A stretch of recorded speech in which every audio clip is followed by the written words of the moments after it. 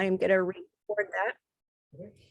And once we start the presentation, it's just going to be Mike and the slides. So I'm not going to be recording all your faces. So I just want you to know that. I'm going to have it on the speaker mode for that recording. And then I'd like to just again say that we are going to be offering some additional workshops in the future. December 14th, Leslie and Michael Gerkerkohn will be doing a cruise captaining 101, how to host a rendezvous and plan a rendezvous. We also in January are going to be having a kayaking class.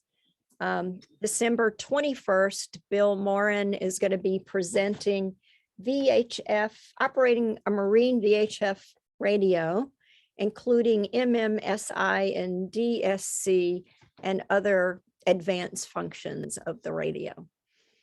So we'll be sending that information out in our e-blasts. So I'd like to, unless somebody wants to say something that I have missed before we get started, I will introduce Mike. So Mike is the vessel traffic separation Puget Sound training coordinator. He's been with the Coast Guard for 36 years with 30 years of active duty. He's a retired Master Chief. He's been with the Coast Guard for 7 years as a civilian and 8 years at sea on different Coast Guard cutters. And tonight he has invited Nicole Mallory to also speak and talk to our group. And she's been a member of the training team at Puget Sound for quite a while. Her duties include primary trainer for vessel traffic separation. She's a watch supervisor, a watch operator, a situation unit controller within the command center, has almost 20 years experience in various leadership roles in the Coast Guard, and a chief petty officer in the Coast Guard Reserve. And she worked all day today, so she's still showing up for this presentation. Would like to thank her. So with that, we will turn this over to Mike and Nicole, and I will be quiet here just 1 minute. Let me get my participants going. And Mike, you're the host. Oh, roger that. So I'm just going to switch over now to my screen. Let me know when it's on. It's on. Okay. Outstanding. Well, thank you very much, everybody, for having me. Once again, my name is Mike, training coordinator of Vessel Traffic Service. As you can see, I got the flag for Bellingham Yacht Club up there alongside the VTS logo. And Nicole, can you hear me? Are you here? I'm back again. It keeps kicking me out. I'm sorry. That's okay. No.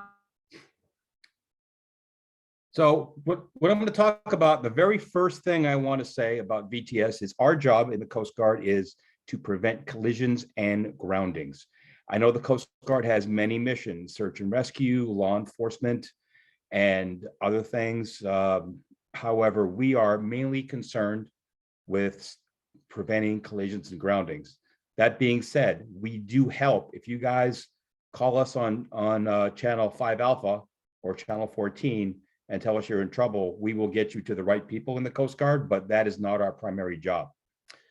During this demonstration tonight, we're going to talk about vessel responsibilities, what is what we want you guys to do, VTS services, what we do, and a little bit about our area of operations, which is our AOR, area of responsibility. Go over to the next slide. We'll talk about VTS a little bit. There are 12 VTSs in the US. We are the largest one. We have approximately 3,500 square miles of area, which is by far larger than anyone else. 2,500 are covered by radar.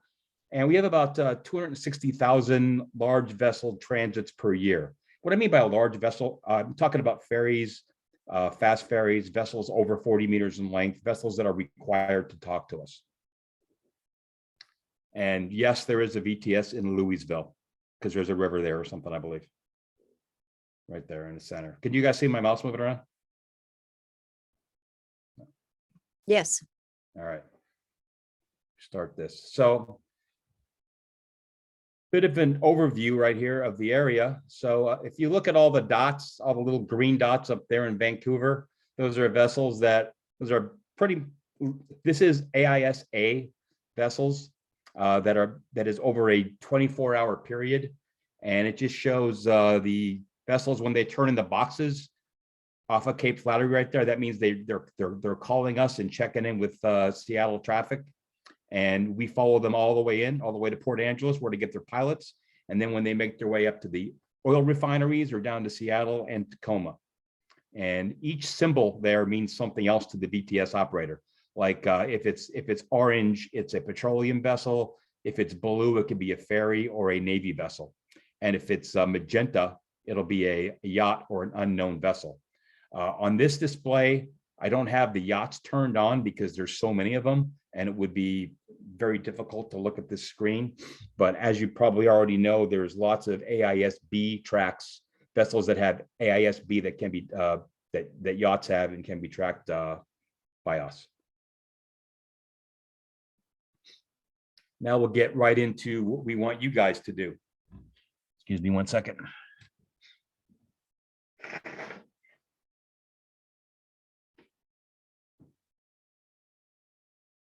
Just coming off a bit of a cold. That's why I'm staying home. And in this day and age, when you have a cold, you're not allowed to go anywhere near work. So how many people out there have a yacht that's over 20 meters in length, or a sailboat that's over 20? I'm pretty sure that most yachtsmen have vessels that are less than 20 meters in length. That means that you guys do not have to participate with vessel traffic service if you don't want to. Don't have to listen to the radio, or you don't have to listen to the radio if you don't want to. You don't have to talk to us. However, you do have to follow the rules of the road. One of the things that we'd like you to do, though, is to listen to the VTS channel in the area corresponding. So you're up in Bellingham for the most part, or the Straits of Juan de Fuca, you want to be on channel 5 Alpha to listen to traffic. If you're south of Port Townsend, south of Everett, you want to be on channel 14. That's where traffic's on. Now, channel 13 and channel 16. Channel 13 is what the large vessels use to talk to each other. That's not a VTS channel.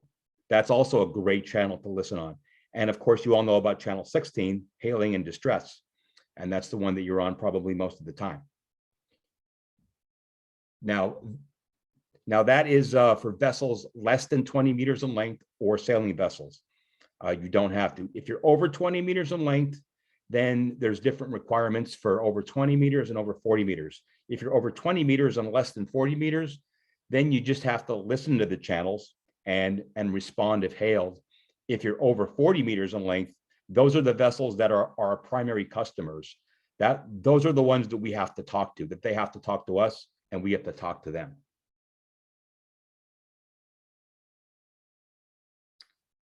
Rule 10, I'm going to talk about that a little bit. So Rule 10 is pretty much everywhere from Cape Flattery all the way south down to Tacoma and all the way north until you get to Canadian waters. And then it still exists in Canada all the way up to Vancouver is Rule 10 traffic lanes.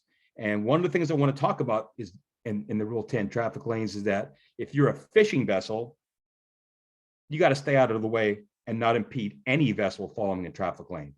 If you're a sailing vessel or a vessel less than 20 meters in length, you cannot impede a power-driven vessel following a traffic lane whatsoever. What does that mean, impede? I got a slide to show you what impede means next. A few other rules for Rule 10. If you're going to cross the traffic lanes, you cross at a 90-degree angle. If you're going to join or leave the traffic lanes, you want to do so at a slight angle as possible, just like the interstate. And thought I had another one right there. The third thing I want to talk about Rule 10 is that if you're going to use the traffic lanes, please use them as intended. If you're going to use them, go in the general direction of traffic flow. And if you're not going to use the traffic lanes, please stay as far away as possible, because sometimes large vessels don't know the intentions of smaller vessels when they're operating close to the traffic separation scheme. Nicole, feel free to interject anytime you want. Will do, and I'm also watching the chat if any questions come up. Okay, now to set this up right here, if you look on the right-hand side of the screen, you'll see 3 vessels. Well, there's 2 showing right now. Now, these are large ships in the Straits of Juan de Fuca. They're headed outbound. And let me go a little bit farther on this thing.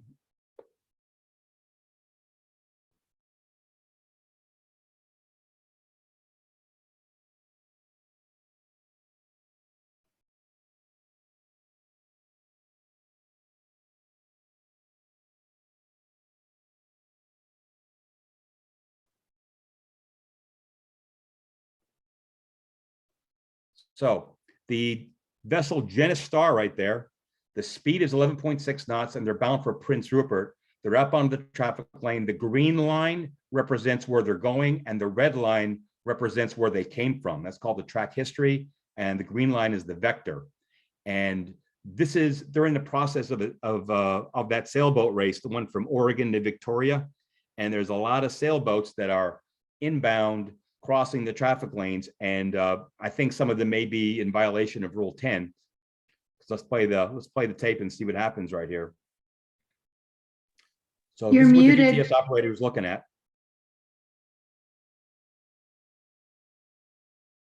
You got 3 outbounders that probably don't speak very good English, and I'll stop it right here. Let's can pause see- for a couple of questions, Mike, when you're done with this one. Yes, yes. So right here you have these 3 outbounders that are being forced out of the traffic lane, and I believe it's because of this one right here that they're not understanding the intentions of this vessel that's inbound right there. Not using the traffic lane properly is what's happening right here. And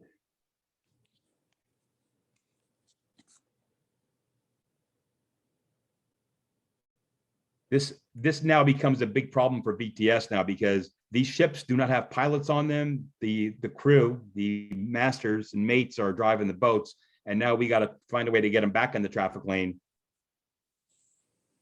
after. And we're after dealing they've with been impeded. 3 different languages as well. The vessels don't speak English as their primary language. So communicating with them to get back in the lanes was very challenging. I was on watch that day.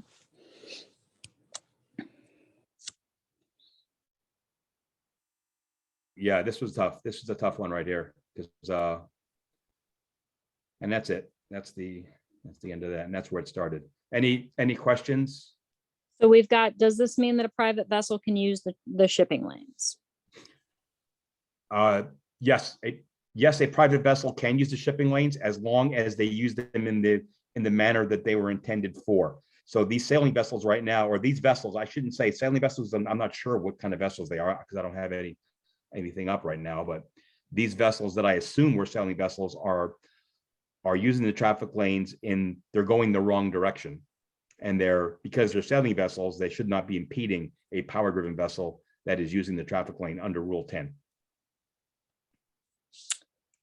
Is there a distance that vessels should stay clear?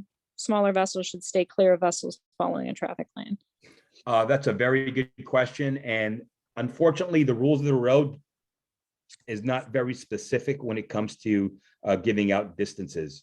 So for different vessels, it means a different distance. I mean, I would stay as far away as I possibly can from large vessels using a traffic separation scheme. I would say a minimum of a 1/4 mile, depending on the size of the vessel and the type of vessel, because that'll give you a good distance. 500 yards is the zone around a tank vessel, a high capacity passenger vessel, and a Navy vessel. And that's for a minimum wake inside that 500 yards, but that's still a pretty good distance, I think, as a rule of thumb, but there is no requirement as far as staying away. Minimum speed in the traffic lane, no minimum and no maximum speed, as long as it's not 0 and you're not impeding traffic. I would be my answer. Mike, do you have a better one? No, that's there. Yeah, there is no minimum speed. Now, there is a rule on the books. Still, there's a rule on the books. It's called 1301. It's a regulated navigation area from pretty much all of Puget Sound, which we can impose a speed limit on large vessels of 11 knots through the water if there's a lot of congestion. And now we haven't used that in a very long time, but that's the only time that I can think of a speed limit being used in Puget Sound. All right, a couple more. Are they exiting the lanes because they don't know what's going on? So the vessels were exiting the lanes because the eastbound vessel ahead of them, they had no idea what the intentions were. We couldn't get them on any channel and there was no predictability. So they all went to the north to give a wide berth because it looked like that vessel was going to cross their bow. The one that's in the separation zone now, the second one from the left, I think was the one. And then the vessels right now on the frozen screen that I see, there's 4 vessels in the separation zone heading eastbound, and there's 1 vessel in the outbound traffic lane. That was another question. Are they in the separation zone? Yeah, this is the separation zone. I think this is the one that they're worried about right here, because they had no idea that this guy was gonna turn when he did. Oh, you're right. It is the one all the way out. Yeah, I think now these 3 vessels right here are like, what is this guy doing? I mean, is he going to be? And with multiple vessels overtaking, it's 2,000 yards right there, right, Mike? The lane. Yes. With 3 It's- vessels overtaking in a 1-mile traffic lane, it gets pretty crowded anyway. So add a vessel going the wrong way, and it was just the perfect type of chaos. Yeah, because all these 3 vessels right here are all foreign flagged, and they're huge. That's a bulk ship, that's a vehicle carrier, and that's a container ship, the Genus Star X right there.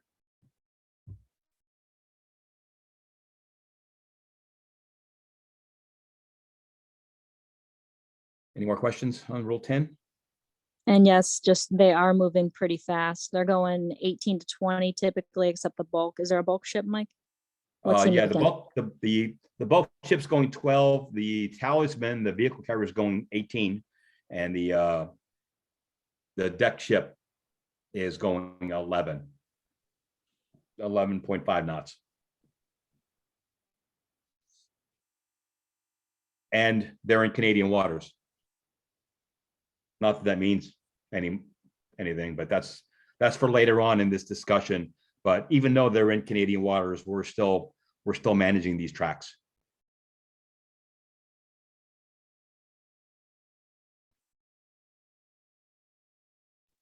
Any other questions for now? I don't see any more. Go ahead and keep going. All right. Now I'm going to talk about what we want you guys to do. Now I'm going to talk about what we're going to do for you. And for the most part, we're talking to larger vessels. We're talking to the ferries. We're talking to the container ships. We're talking to the tugboats. You're more than welcome to call us on 5 Alpha or 14, or call us on the phone for a traffic advisory if you need it. However, you can get a lot from just listening to Seattle traffic on 5 Alpha 14 and listening to Victoria traffic on channel 11 and Prince Rupert traffic on channel 74 if you happen to be in these areas where they're at. Our continuum of control of vessel traffic, the words that we live by, is monitor, inform, recommend, and direct. So when you hear us talking to other vessels, that's only after we've monitored their progress. We're monitoring their progress. We're looking for risk of collision. We're looking for any type of situation where vessels are going to encounter each other. When we see that, we're going to inform vessels about each other. So what you're going to hear us say is, let me see if I can find an example on the next page. Let me stop it right here. So what you're going to hear us say is, if I was going to tell somebody about this bulk ship right here, I would have to give the direction the vessel's heading, first the name and type of vessel. It'll be like the Bulker Aeolus, inbound, approaching buoy Victor Foxtrot, bound for Victoria Pilot Station, speed 8 knots. And that's pretty much how it goes as far as how we report things to other vessels. And that's how we train it. It may be a little bit different than that. But pretty much what we're going to say is we're going to tell you who they are, where they are, and where they're going. And we're going to try to use big geographic points. We're not going to try to be cute and try to use small, insignificant pieces of land that no one's ever heard of. We're going to use point, no point. We're going to use Fidalgo Head, Lawrence Point, Rosario Straits. We're not going to try to stump anybody.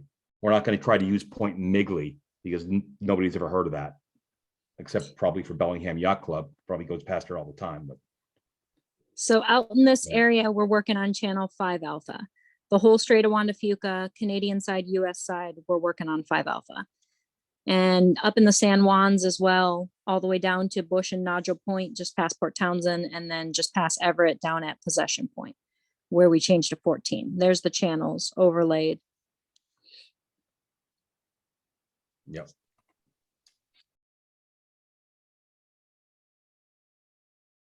So we're talking about monitor, inform, recommend, and direct. I just gave you monitor and inform. So we have 3 different operators in the vessel traffic service. Let me go back to this slide right here. So we have 1 operator sitting on a straight sector, 1 on the north sector, and 1 sitting on south sector. And that's just 3 different operators. They're sitting there, they're watching their screens, they're monitoring, they're informing. There are going to be some times when we may have to recommend or direct a course of action. And I believe that we have one coming up here where if I'm standing watch right now, I'm looking at, I got this vessel, this Alersi N, who's going 12 knots. They're going to English Bay. I know English Bay, they got to turn left and go to Victoria. I got this container ship that's coming down from Victoria. They're going to Seattle. To get to Seattle, what they got to do is they got to come down this traffic lane and then go to Port Angeles pilots, pick up a pilot, and then head into Seattle. So I'm seeing a situation develop right here where these vessels are going to be in a risk of collision in about this area right here between this bulker and this container ship. So I've monitored that.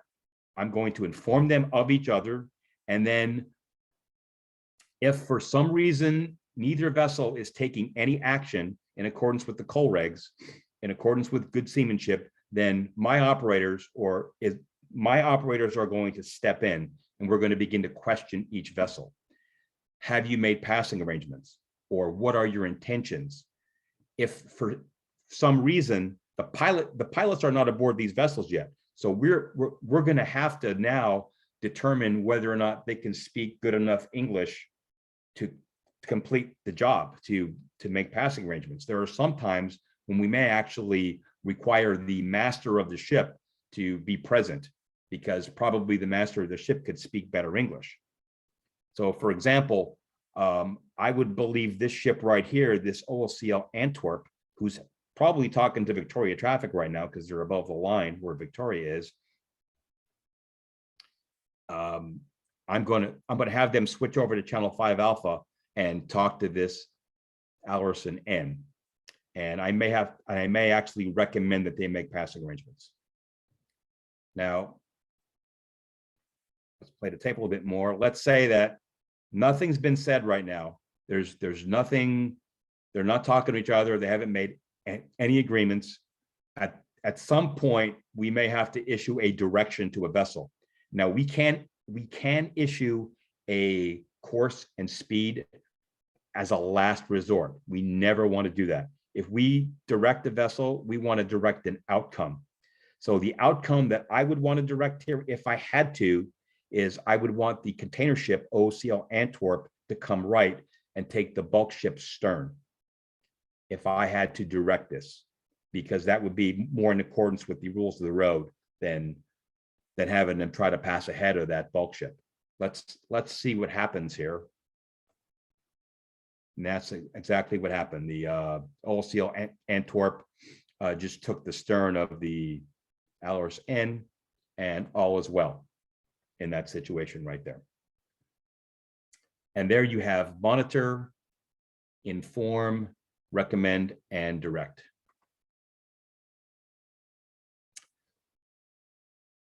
And next thing I want to talk about a bit about the AOR, our area of operations. And I'm going to stop these boats from moving because it's driving me crazy looking at these things. But let's take a look at the red line right there. So that red line is not the international boundary. Most people, when they put a red line up, they think it's going to be the boundary between the US and Canada. It is not. What that line is, we call that the exchange line. It is everything to the north of that red line is controlled by Victoria traffic. Everything to the south of the red line is controlled by Seattle traffic. The same thing to the left over here, or to the west. Everything to the west of that red line is Prince Rupert, and everything to the east is Seattle traffic. The reason for that is because back in 1979, when they started this rule, some very smart people said that, hey, the international boundary goes right down the center of the Straits of Juan de Fuca, of Harrow Straits, of Boundary Pass, and the Strait of Georgia. If we tried to separate the VTSs by political boundaries, it'll be a mess, and there's no way that we're going to be able to manage traffic in that way. So they divvied it up this way across 90-degree angles to the main traffic flow areas, and it works out pretty well. When look at how they become dots, we check them out of the system, and then we bring them in our system. So once they cross the lines, Victoria traffic has them, and once they cross the line to the south, then we take control of those vessels. It's very important for you guys to know. I'm sure, being part of Bellingham Yacht Club, you probably do a lot of operations or do a lot of cruising in Harrow Straits and Boundary Pass. Just so you guys know, that's not us. That's not us. That's Victoria on Channel 11.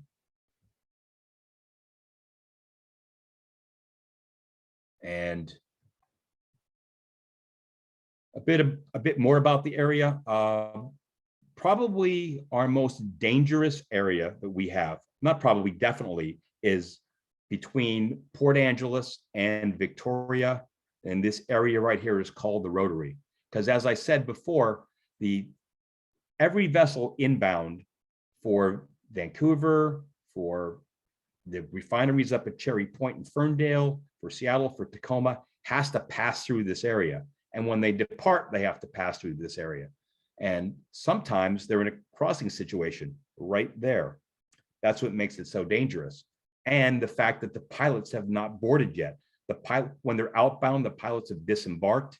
And when they're inbound, they don't get their pilots until Port Angeles or Victoria. So that makes it extremely dangerous right here. I know we talked before about where the best place to cross the Straits of Juan de Fuca is on a sailboat. I think no matter what the weather is, I think the worst place would be here. I think you want to either do it before here or after here, but definitely not anywhere near the Port Angeles Rotary.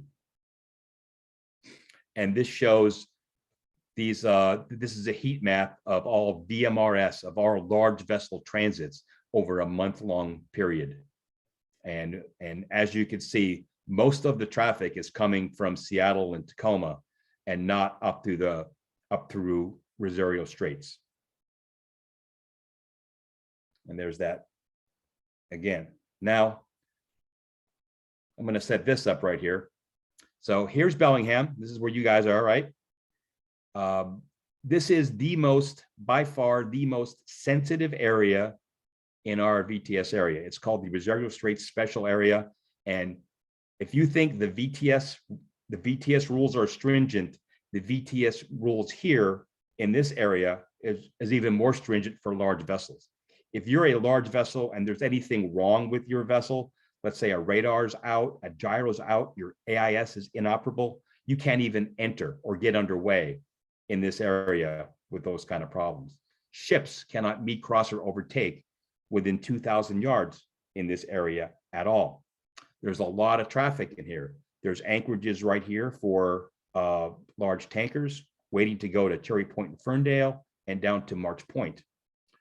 There's two major refineries down here at March Point. There's two major refineries up here. And these anchorages right here are for vessels that just wait for them, wait to go in or wait to be called in to these anchorages. So I'm gonna play this tape right here to show you how busy it is. And once again, the orange is vessels that are carrying petroleum products. It's a day. So right now we have a large tanker right there, the Pelican State, that's meeting a tugboat in Rosario Straits right there. It's tugboats can meet ships, however, ships cannot meet ships. Oops.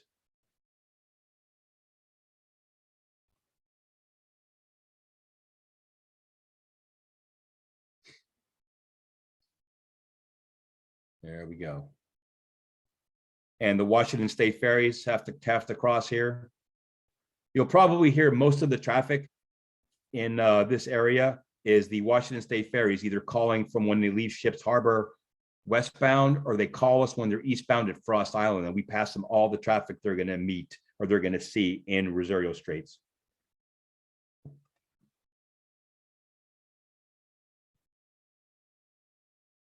We also get a lot of tour boats out of Bellingham and out of Cap San Anacortes and out of Port Townsend looking for whales, doing the whale watching tours.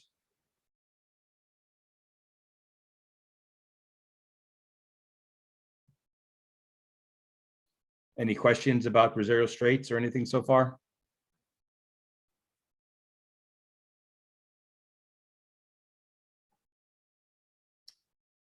Another area of interest is, I know if you guys are heading down from the North Bay, from North Sound down into the Seattle area, down to Puget Sound, you may want to take this buoy down your starboard side.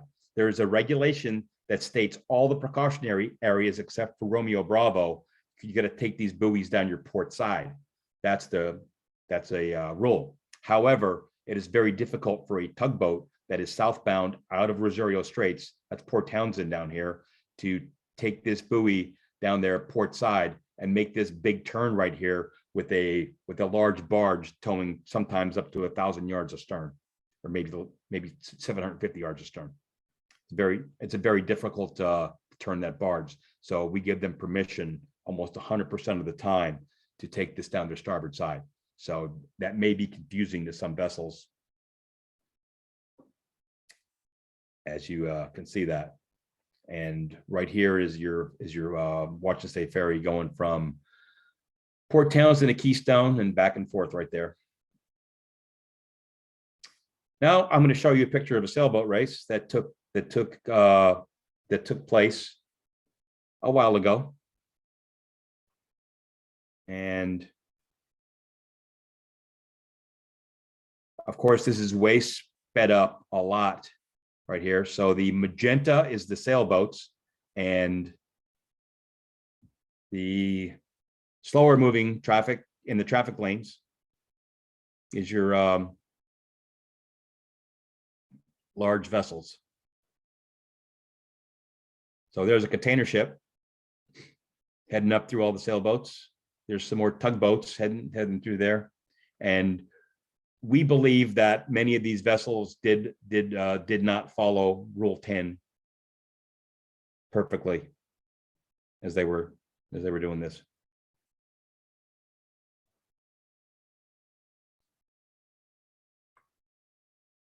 Right there. And just so you guys can see the vessel traffic center, this was probably around Christmas time a couple of years ago, because I can see the snowflakes up there. But right here is our south sector operator. This is our north sector operator and our straight sector operator. Our supervisor will be sitting in this area right here. And we have another person that's sitting here.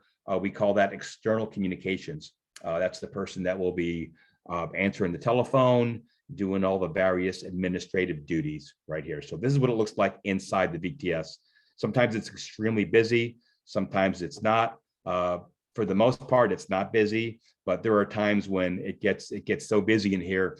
This person on South Sector right here is talking for almost 2 hours straight. Don't even have time to turn around and get a cup of coffee because you get call after call after call. There's 7 ferry crossings down there. That's where a lot of the towboats and ships originate their journeys right there. So the operator has to take in all that information, load it up in the computer, and give those vessels a traffic advisory as they're coming and going. This is this sector right here is North Sector. This is the one that they're talking to you guys that you're probably listening to on Channel 5 Alpha, and Straight Sector over here is also Channel 5 Alpha. There's 6 people on watch for the most part. They don't sit on the consoles the entire time. They're doing a 12-hour watch.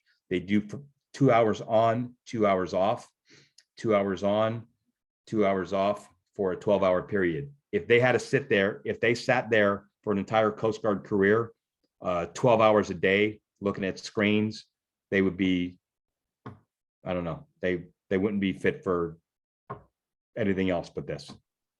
It would drive you crazy to sit there. So we try to give them as much time off as we possibly can. Me and Nicole both have to maintain proficiency or else we lose our training jobs. Nicole has a lot more qualifications than I do. She's qualified as a watch supervisor for the VTS. She's also qualified as a sector operator, and in her job as a chief in the Coast Guard Reserve, she works in the command center as a situation unit leader. And that entails being able to dispatch and keep track of all Coast Guard operations throughout the entire AOR, Captain of Port AOR, and that's from Montana 200 miles out to sea. So that's a pretty big job. And Couple of right questions. now, what's that? Can you show the sailboat race again? There was a question about the sailboats. Did they ignore the rules? And they absolutely ignored Rule 10, and they were doing point-to-point navigation, crisscrossing all over the place in front of commercial traffic when most of them or all of them are less than 20 meters. Yeah, they did. I mean, this video right here proves nothing as far as liability or anything like that. I mean, it just appears that they did violate Rule 10 because of the sheer mass of them. I think some of them actually got disqualified. We had about this happened about 3 or 4 years ago. This is not recent. We've had other situations where vessels have been disqualified because they were becalmed and they didn't want to just turn their engines on and depart the traffic lanes. We had also So- visited with and provided safety information, and the vessels were given warnings from their committee before they were disqualified, and they were repeat offenders in multiple races as well.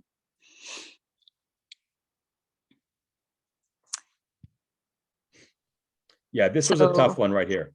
Yeah. Bill, with the question about is all information given by the computer, do you mean is the AIS information automated, or what information are you asking about? That's me, Madeline Mimi. I'm using Bill's Zoom. Got But it. when you were showing the control room and you said that you might be talking for a couple hours at a time, are you verbally giving information, or are you also giving computer information, like typing information to these ships? So we're only talking to them verbally, and we're taking all of their information as they give it to us, and we're typing it into our system so that we can Okay. track them with accurate information. So it's mostly verbal communication. Correct. Everything we do is verbal communications. Unless we lose communication with somebody, we have the ability to send a Okay. DSC alert to any vessel with AIS. Okay. Thank you. Yeah, great questions. Yeah, that's We got a good question. We have another one about, is there any coordination of when ships leave? Or are we at mercy of them leaving when they're ready and then it's our job to keep them straight? Any coordinations?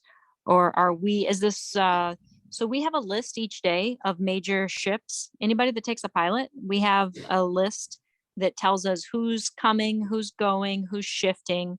So we do know the piloted ships schedule, but they often change and they're based on dock space and when they can get what they need. And then how fast they can come in from offshore, they can get delayed. But we have pretty good predictability with piloted ships, but tugs move all over the place. Tour boats go all over the place. We don't have any predictability with them other than them calling us 15 minutes prior to getting underway. Yeah, we always have the option to tell a vessel, we have 15 minutes to determine whether or not we want to let them get underway or not. We could actually tell a vessel that you cannot get underway. That's why they have to call us 15 minutes prior to departing. We could say, you know what, we're going to invoke our regulations and say you can't get underway. You got to stay at the dock. And then in addition to traffic and other vessels, we also provide them with weather, visibility, major marine events. We tell them that there's so many participants in a marine event departing Shoal heading wherever they're heading. We tell them about aids in navigation that are off station. So we provide them a really well-rounded bit of information. All pilots do speak English. All vessels are required. We go by international standards. All vessels are required to speak English.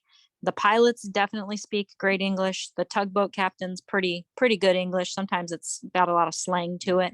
And then the problems where we have bad English or poor English is the vessels that are not speaking English as their first language out in the Straits before they pick up their pilot.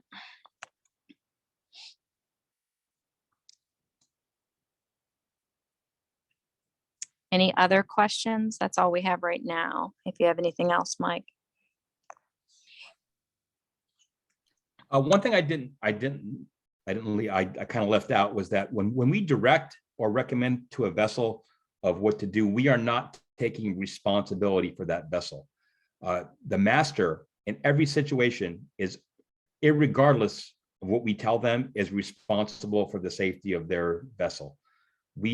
If we tell them to do something and the master does it and still that vessel gets into a mishap, it is that vessel's fault 100%. We never take control of that vessel. There's actually a rule that says that even if we tell you what to do and you do it and you get into a mishap, it is your fault. You have to not listen to us if that's the safest move, if that's the safest way to keep your vessel from a collision or grounding.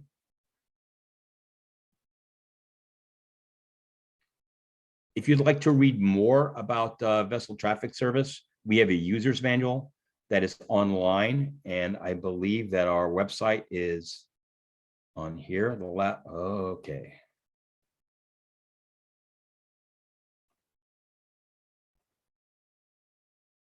Did my screen stop sharing? It did. We can provide that and have that sent out. We can send Okay. that over to you, Mimi. Okay. Yeah, we do have a website, and it's pretty easy to get to if you just type in vessel traffic service, Puget Sound user's manual. You're all smart enough to find it, and it gives our regulations in great detail. Am I still talking or no? So interesting. Thank you. Does anybody else have any questions?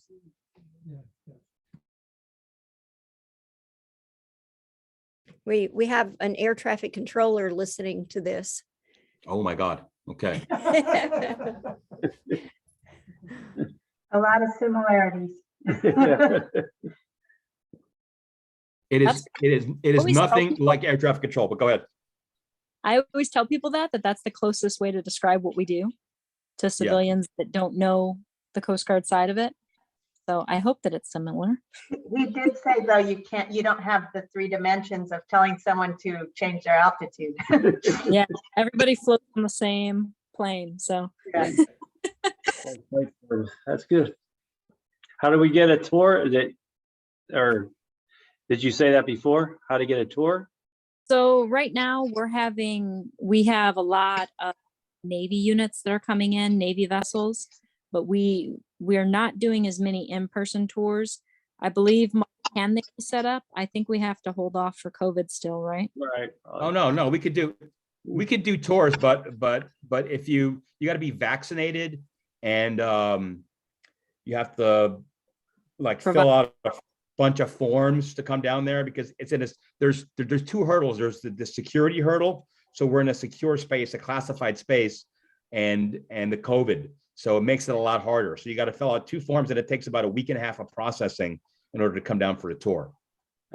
That sounds normal. It's like, Oh yeah, it's a government thing, and it's not going to be easy. that's true. No, that's But you're more than welcome to. I mean, Mimi and Bill have my email. okay. You know, shoot me an email. You want to come down, and I'll definitely. Are you an air traffic controller? Well, it was. Well, okay. Yeah. So I did have all the security, but that's obviously 5 years gone. So, but Yeah, I would love to have an air traffic controller down there to see the difference between both jobs. right. I know it's not the same. I know that air traffic controllers have like direct control. There's Right. no like, it's a totally different thing. It was as close as I'd seen since in the last 5 years. So that was kind of exciting watching all the tracks and everything. So, well, thank you. Yes, sir. Thank you all very, very much for this evening. We really appreciate it. I have an address for Mike. If anybody, an email, if you want to just email me, we can pass that on. And Nicole, maybe we could get your email too. Thank you so much for showing up after a long day of work. You know, we have a lot of women boaters, so we're really happy to have some women leadership in the organizations that speak to us, that represent all of us. So thank you. Thank you so much. Of course. Thanks for- Anybody want to go ahead? I'm sorry. Sorry, I was just delayed. My internet. Thank you for having us. Yeah, thank you very much. Thank you. And we'll get you here in person as soon as we can arrange something like that in the future. I think it'd be great to have you at a dinner meeting in the future. Oh, I'd love to come up there to Bellingham. All right. Anybody else want to say anything? Thank you. Thanks very Welcome. much. Learned a lot, Really very good. interesting. Yes, Thank you. I learned a lot. Thank We've been boating a long time, so it's adding a whole new depth that I didn't realize was going on out there. And if I could throw something out there, if you guys are ever doing anything really interesting, like in a race or something like that, I have 45 watchstanders down here, and I guarantee you, many of them have never been on anything like a yacht or a sailboat before, and it definitely opens up our eyes. In the past, I used to send people down to the yacht clubs down south, down in Tacoma, down in Seattle, and they came back with a whole new perspective on races. I know that I did. I know that when you're in a race and you're trying to win that race, the last thing you want to think about is Rule 10 or anything else. So, but And I can't say that as an official of the U.S. Coast Guard, that Rule 10 is the most important thing. But you know what? When you're trying to birdie the last hole, you know, you want to make that putt. You're not thinking about anything else. I'm just gonna different sport. Forget it. when I went with the Thais Shoal Marina, they gave me fried chicken. So I have expectations. Yeah. There's always good food with boating, so you'll be welcome. Okay, well, thank you all. We will send out information about the next workshop, but thank you for showing up on this rainy night. Take care, Thank you. everybody. See you guys later. Take care. Bye.